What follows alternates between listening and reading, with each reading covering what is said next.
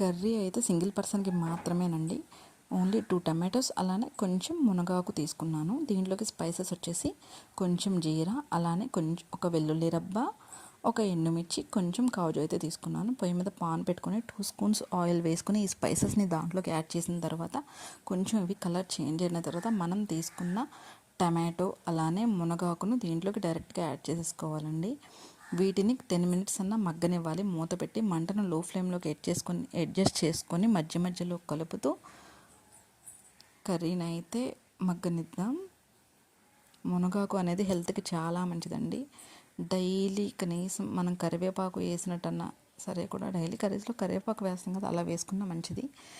Curry అయితే ready అయిపోయిందండి. ఇప్పుడు దీంట్లో స్పైసెస్ అయితే యాడ్ చేద్దాం. కొంచెం కారం, కొంచెం సాల్ట్, కొంచెం పసుపు, అలానే కొంచెం ధనియా పౌడర్, కొంచెం వచ్చేసి గరం మసాలా. గరం మసాలా అనేది టమాటా కర్రీలోకి చాలా బాగుంటుంది, స్పైసీగా ఉంటుందని వేస్తాను నేను. మీ టేస్ట్కి తగ్గట్టు స్పైసెస్ అయితే యాడ్ చేసుకోవచ్చు. కర్రీని మళ్ళీ మగ్గనిద్దామండి లో ఫ్లేమ్లోనే.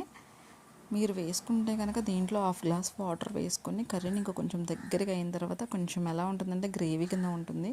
అలా అన్నా చేసుకోవచ్చు, లేదు అంటే కనుక ఇలా ఫ్రైలా అన్నా చేసుకోవచ్చు. నేనైతే ఫ్రైలానే చేస్తాను, ఇలా ఉంటేనే నాకు ఇష్టం.